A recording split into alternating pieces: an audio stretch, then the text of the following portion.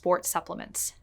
Sports supplements are what we can call the cherry on top, or the icing on our performance nutrition cake.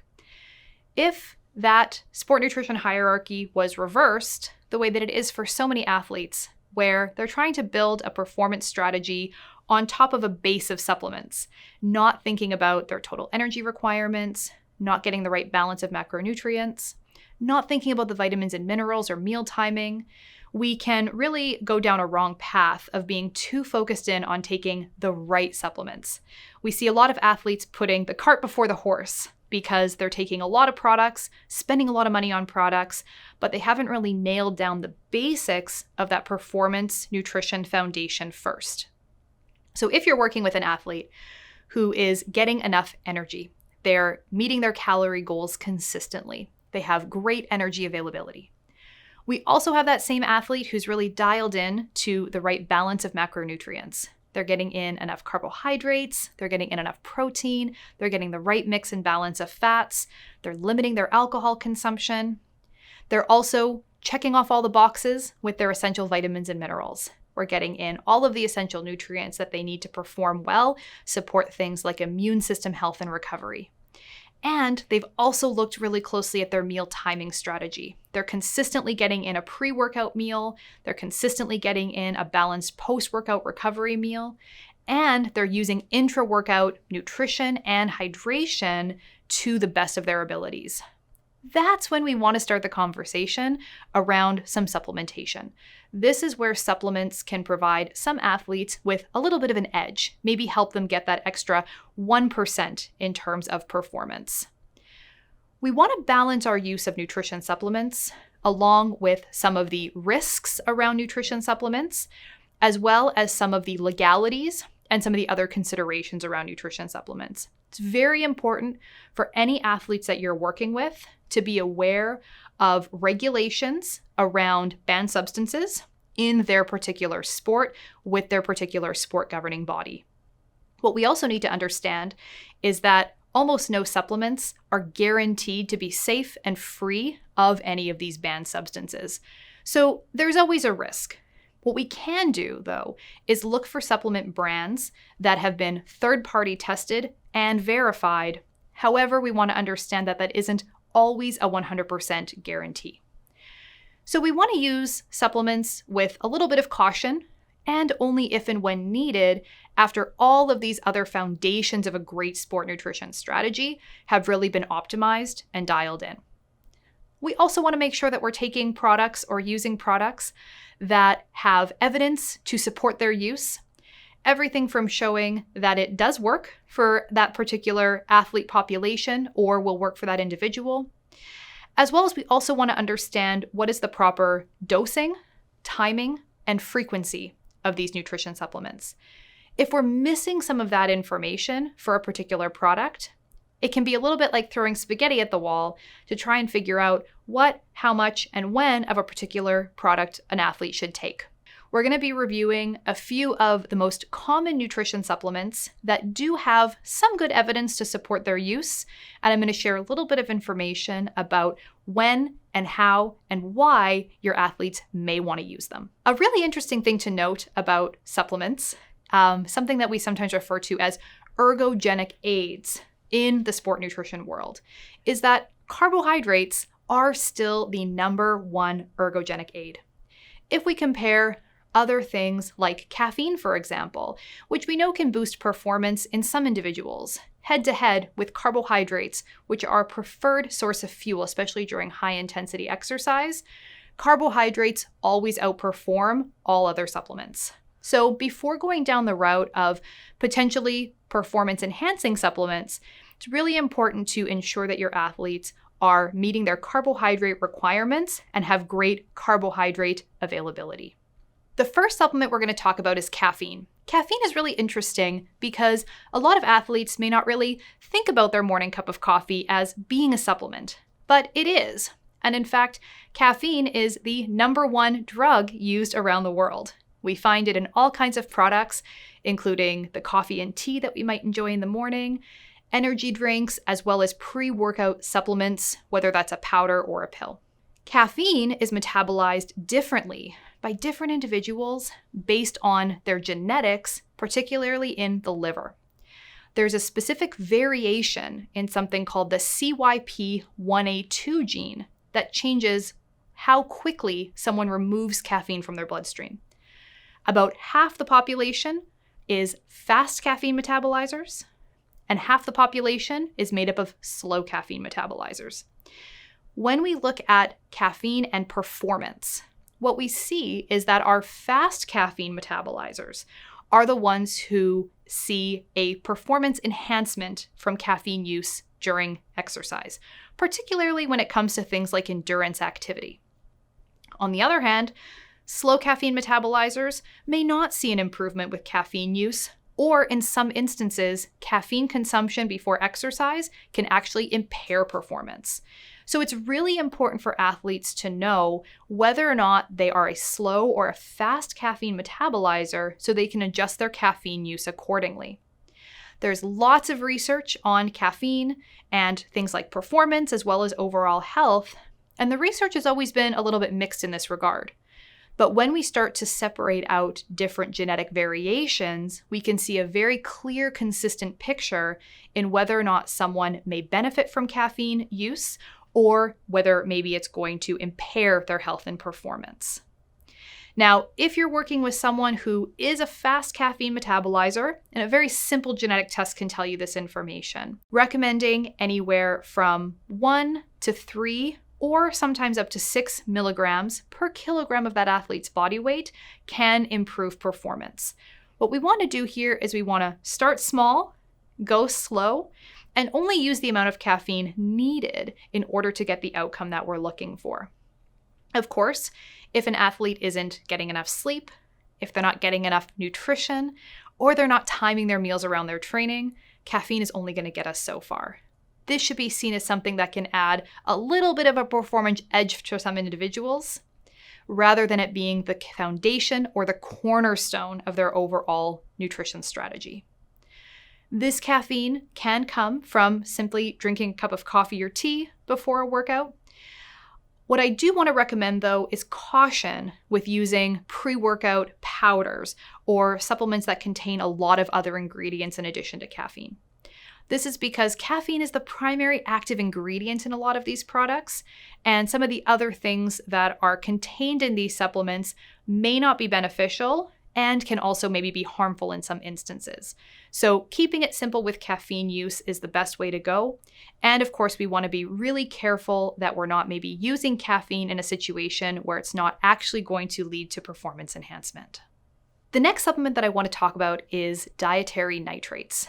Now, nitrates are a very interesting supplement because they're something that we can get in supplement form, but also we can find naturally in our diets. Certain vegetables, particularly leafy green vegetables, are great sources of these dietary nitrates. So when we're looking at an athlete's overall performance nutrition strategy, encouraging consumption of leafy green vegetables, getting in a lot of these plant foods regularly is a fantastic way for them to optimize their performance with the value of nitrates. Dietary nitrate supplements typically come from things like beet juice. And these beet juice supplements can provide a little bit of a performance enhancement edge when taken around and during exercise. Now, again, this is something that won't replace adequate nutrition or replace getting enough calories in the diet. But if you have an athlete who's really dialed into their nutrition strategy and just is looking for a little bit of an edge, this is something that you may want to try out. 400 milligrams of dietary nitrates is considered to be an adequate dose to give that little bit of a performance enhancement. There are a number of different products on the market that provide this. We want to ensure, though, that whatever supplements we're recommending or using have been third-party tested and don't contain any potentially harmful or banned substances. Next, we have our branched-chain amino acids. Branched-chain amino acids are a type of protein that is found primarily in our muscle tissue. Branched-chain amino acids are a very common sport nutrition supplement that a lot of athletes take to give them a little bit of a recovery edge. Now, what's really interesting about these branched-chain amino acids is that we already find them in all of our protein foods. So if you're consuming meat, eggs, fish, dairy products, or any of our plant proteins regularly, you're already getting a great mix of branched chain amino acids with the foods that you're eating day to day. So for a lot of our athletes, getting in additional branched chain amino acids isn't really that important. It's not really going to give us a performance edge or boost our recovery or muscle building capacity. However, there is a time and a place where branched chain amino acids might be beneficial. And this is for our endurance athletes, especially our ultra runners or maybe triathletes who are doing very long duration workouts at a time. And this is because when we consume a little bit of a mixture of carbohydrates and small amounts of protein, that can help to ensure that we're not seeing excessive muscle breakdown during these very long workouts. So if you have an athlete who's going to be training for more than, say, 3 hours at a time, including a source of either protein or something like a little bit of BCAA powder, along with their carbohydrate and electrolyte replacement, we can see a preservation of lean muscle mass during those longer duration activities. Because these very long workouts can lead to more muscle breakdown, especially if the rest of our nutrition strategy isn't really up to standard, then that can really give those athletes that little bit of a performance edge. Again, though, meeting our overall energy goals, getting in enough calories to support these training demands, and timing our meals around our training is key. But if an athlete is going to be going maybe many hours without a lot of solid food because of the duration of these workouts, this is where some BCAAs can provide a little bit of an advantage. But for athletes who are exercising for shorter durations of time, especially for those workouts that are going to be an hour or less, simply getting in protein as part of our post-workout recovery meal and consistently at our other meals and snacks throughout the day is the best way to get in not only all of our branched chain amino acids, but meet the rest of our protein target as a whole. The last nutrition supplement that we're going to talk about today is collagen. Collagen is a very popular nutrition supplement at the moment, with lots of athletes taking it for not only better hair, skin, and nails, but also for joint health. And collagen is what primarily makes up the proteins that we find in our body's connective tissues. This includes cartilage, tendons, and ligaments. However, what's important to recognize is that collagen is just a protein. So, by ensuring that our athletes are meeting their overall protein requirements, getting in adequate protein per day, which, as I mentioned in our macronutrient chapter, is between 1.5 and 2 grams per kilogram per day, a collagen supplement is not necessarily going to give us an edge. However, research has shown that collagen supplementation can help to improve things like tendon health and contribute to rebuilding of cartilage, especially in athletes who have joint issues. So the first step is to make sure that our athletes are meeting their protein goals as a whole, getting in protein consistently throughout the day. But if an athlete is looking for maybe something additional that they can add into their diet to get in a little bit more joint health power, then something like a collagen supplement could be considered. What's important, though, is getting in enough collagen, getting in the right dose of collagen. What that's going to be is between 15 and 20 grams of collagen per day. So some forms of collagen that we find, whether it's gummy supplements or capsules, may not have enough collagen to provide your athlete with this amount. Therefore, these supplements would be ineffective. So being on the lookout for a product that is third-party tested, doesn't contain any potentially harmful or banned substances, and is going to provide your athlete with 15 to 20 grams of collagen per day are the things that you want to be looking out for. What's also really key with collagen is that we need vitamin C to optimize our body's natural collagen production. Again, just like with iron absorption, vitamin C is something that we can include via fruits and vegetables in all of our meals and snacks throughout the day.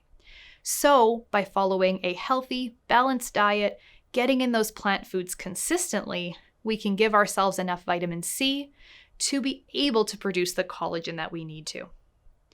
Again, at the end of the day, it all comes down to putting our emphasis and foundations in the right spot, building that performance nutrition strategy from the ground up.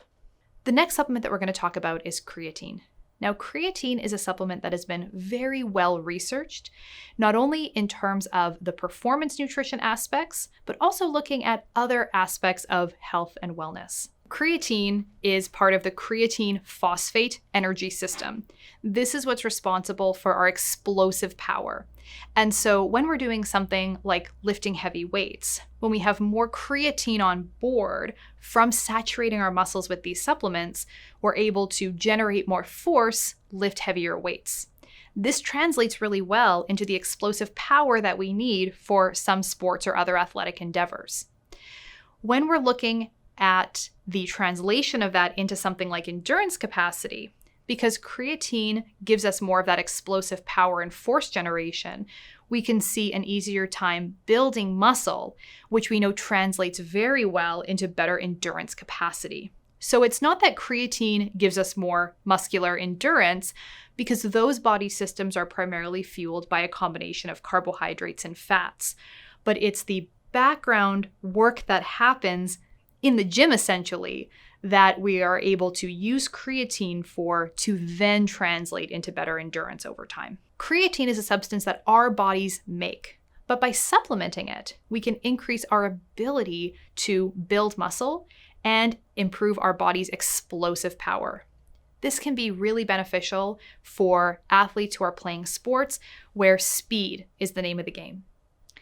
Creatine supplements are found primarily as creatine monohydrate. This is the form of creatine that has been most tested, and we have the most research to back up its use. So if you're going to be buying a creatine supplement or recommending a creatine supplement to your athletes, creatine monohydrate is really the way to go. Creatine can be found in either powder form or pill form. Both of these are fine options. The key is to make sure that we're getting an adequate dose. 5 grams per day of creatine is what is recommended over time to get the full benefit. You can also do a creatine loading phase and maintenance phase if you want a little bit of a faster result. But for people who are going to be taking creatine in the long term, 5 grams per day is a great place to be.